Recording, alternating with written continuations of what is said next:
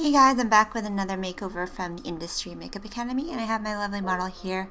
We're doing an everyday makeup for mature skin. This is real women makeup, it's not Instagram makeup. Something that you could totally do at home for work, school, every day. So I have my model here and I moisturized and primed her skin first. And then I'm going in with corrector and I am covering up the discoloration on her eyes and on her under eye circles and any other spots because she doesn't have bad skin. I just want to lighten up any areas that are a little bit darker. And then I go in with concealer. This is a Graftobian Warm Cream Foundation. And the cream foundation is acting as a concealer so I can spot treat anything I want to lighten up or just cover up. And then I'm also using it as an eye primer. The salmon concealer I used was from Eve Pro. So make sure to blend everything in really well. With mature skin, you have to be careful not to let anything sink into any fine lines. So blending is very important. And use a stippling motion because you don't want it to blend away the coverage. So now I'm setting everything around her eyes with a powder. This is Mineralized Skin Finish Natural with from MAC, and I use a lighter color around the middle of her face and then a deeper color that's more for her skin tone. So instead of doing foundation, all I really did was corrector, a little bit of concealer where she needed it, and then I set it with powder. Super easy, and her skin looks nice and bright, easy breezy.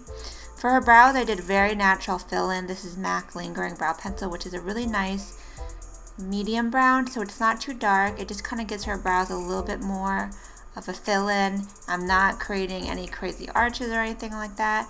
Brush the hairs up. That also makes you look nice and young and lifted. So on the lid, I'm setting that concealer on her eyes with a pretty much like a base tone shadow, and this is going to help prevent creasing and it's going to smooth everything out. And then I'm just using one eyeshadow. This is a slight bronze, not high shimmer. You want to avoid anything too shimmery because that draws attention to fine lines. And this is just going to be the one lid color. That's all you need, just a little bit of definition. And I'm lifting her lid up in order to get in all of the fine lines, especially if you have hooded lids, just any kind of droopy skin. You want to make sure that you get in between all of the little crevices.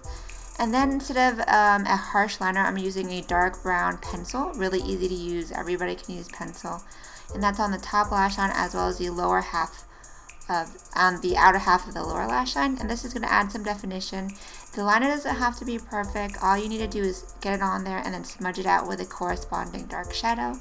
This is from my Neutral Visart palette. I'm using a small smudger brush from my Vortex collection. So the key is to make sure that the liner on the bottom isn't too dark. I'm going to erase it a little bit with concealer. It's an easy little trick to kind of touch up, and a pencil brush, and that way it's not too overwhelming. I just want to create a little bit of definition around the eye, which is what the eyeliner is for, and it's all smoked out so it's nice and soft, and it's a darker color than her bronze lid color, so you have two different definitions. Alright, so now I'm going to apply mascara. I'm using Maybelline Falsies. The key is to lift up the lid a little bit because you don't want the mascara wand touching your eyeshadow and messing it all up. I also put my little pinky there as a barrier between the mascara and the eyelid.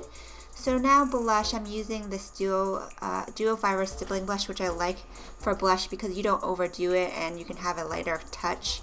I love blush because it just gives color back to the skin and it's great for every day. It just makes it just so fresh and youthful. After blush, then it's just lips. So I'm using something close to her natural lip color. The pencil is really good because it will redefine the lip line, which sometimes you lose a little bit as you get older, and it's going to prevent any feathering or bleeding of the lip color. And then I'm using it to fill in all the way to act as a base, so it will keep the lip lasting all day. Make sure to moisturize it first though, because you don't want it to be tugging on dry skin.